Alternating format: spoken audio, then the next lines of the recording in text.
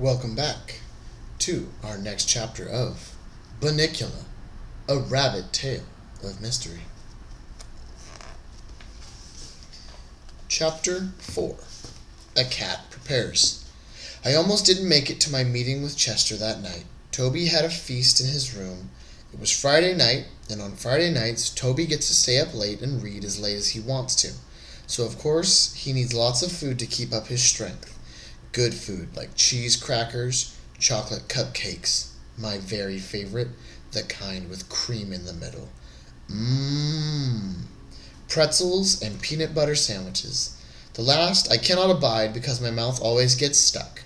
Chocolate cupcakes with cream in the center, however, are another story. This particular evening, I stationed myself on Toby's stomach. Usually I'm a little more subtle, but having missed out on the bacon at breakfast, I was not about to take any chances on the chocolate cupcakes, with cream in the center. Toby knew what I was after, but sometimes he thinks he's funny, and he plays little games with me. "Hi, Harold. I'll bet you'd like a peanut butter sandwich, wouldn't you? Here, you have this one that's left over from yesterday while I eat this boring old chocolate cupcake, which is nice and fresh and has cream in the middle. Okay, Harold?" Ha ha, my sides are splitting. "What's the matter? Don't you want the peanut butter sandwich? All right, I'll put it away for another night. Oh, here's something you might like. It's a green sour ball from Dad's candy dish that was stuck to my sock. Would you like that, huh, pal? Oh boy, the kid is really hot tonight. No, huh? Well, I'd give you one of my cupcakes, but I know how much you hate chocolate. Would a little drooling on your stomach help convince you otherwise? Oh, you like chocolate. Okay then, you can have both of them." One thing I have to say about Toby, although he's got a rotten sense of humor, he's a nice kid. Naturally, once I had eaten both cupcakes, which took approximately 4 seconds, I felt obliged to hang around and let Toby know I was grateful. What better way than to share a few of his cheese crackers? "Well, Harold," Toby said sometime later, "we've had quite a party, but I have to go to sleep now. I can't keep my eyes open. So I'll have to wait until tomorrow to find out what happens in the next chapter." This is a good book, Harold. It's called Treasure Island, and it's by a man named Robert Louis Stevenson. It's kind of a hard read, though. I have to keep looking the big words up in the dictionary, so it's taking me a long time to get through it. I've always had trouble with words myself. Half the time they don't mean what I think they're going to, and then even when I do find out what they mean, I forget the next day anyway. You might say that I'm smart, but just not the scholarly type. But it's a really good story, Toby continued. It's all about pirates and this little boy just like me. No dogs? And a parrot, Harold. A parrot? What's a parrot? Is there anything about chocolate cake? That's my idea of a treasure. Well, good night, Harold. If you're going to sleep here, you'll have to get off my stomach because it's a little full right now. Good night, Toby.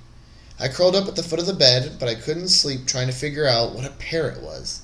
I thought it might be a lady pirate, since the words sounded something alike.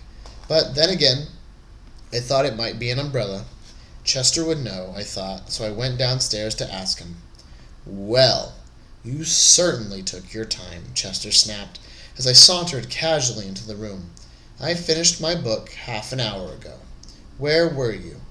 "It so happens I was discussing great works of literature with Toby." Since when is a Twinkies wrapper considered a great work of literature? I decided to ignore that. Unfortunately, several chocolate crumbs fell from my mouth to the floor at precisely that moment. "As a matter of fact," I said, trying valiantly to regain my dignity, "we were talking about Treasure Island. Ever hear of it?" "Ever hear of it?" he sneered. "I read that when I was a kitten." "Oh, then tell me, Chester, what is a parrot?" Chester looked at me scornfully.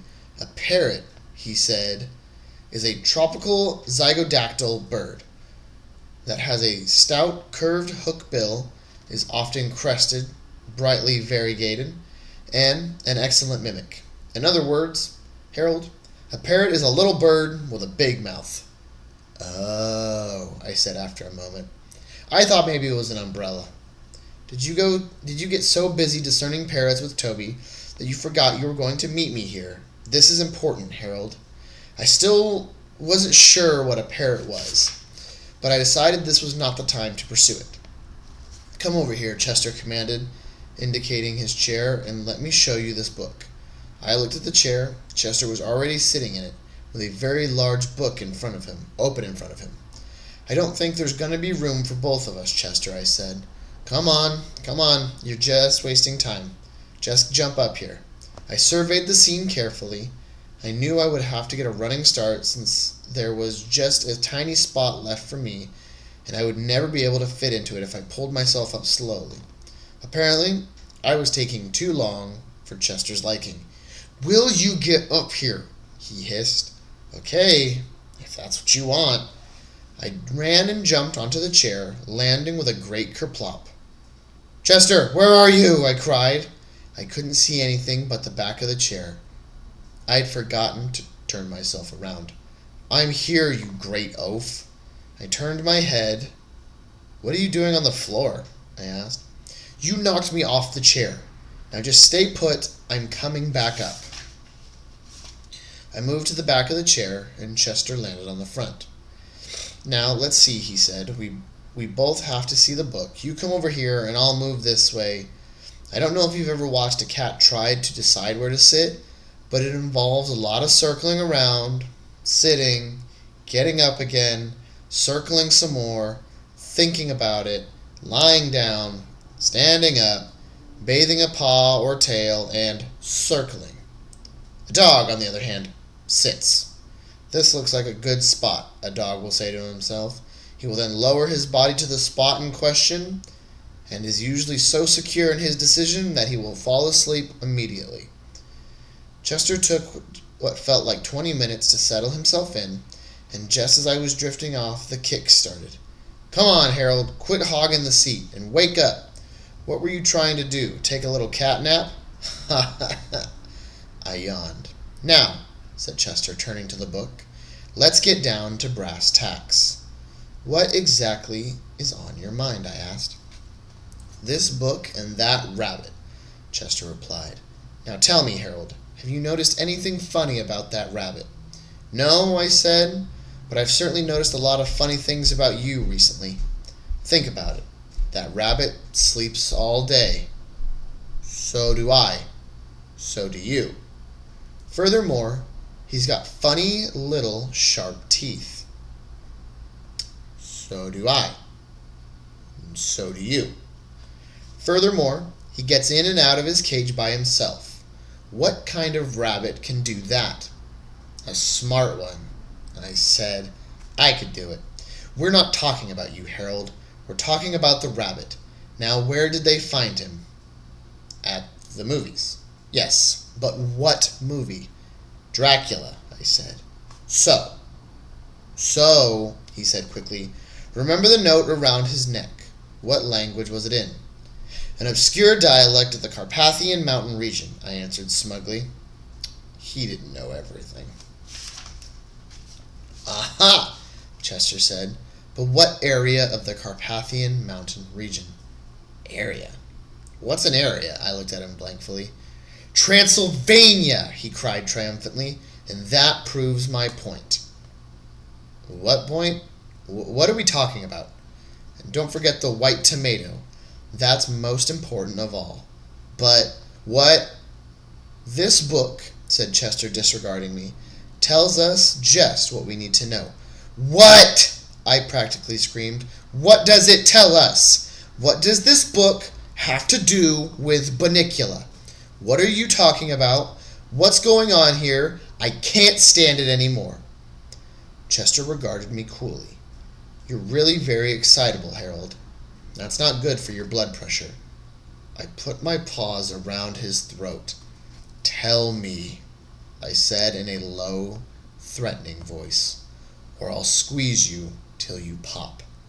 Okay. Don't get upset. Now this book tells you everything you've always wanted to know about vampires, but were afraid to ask. Personally, I had never wanted to know anything about vampires, but at that moment, I was afraid to tell that to Chester. I still don't understand what vampires have to do with our little furry friend. 1, Chester said, vampires do not sleep at night. They sleep only during the day. The same holds true for this rabbit. 2, vampires can get in and out of locked rooms. Bunnicula gets in and out of his locked cage. This was beginning to interest me. Didn't you say something about the refrigerator? That's right. He got the refrigerator open all by himself. 3, vampires have long, pointed teeth. They're called fangs. Well, don't we have fangs? No, we have canines. That's different. What's different about it? Fangs are more pointed, and vampires use fangs to bite people on the neck. Yuck. Who'd want to do that? Vampires would.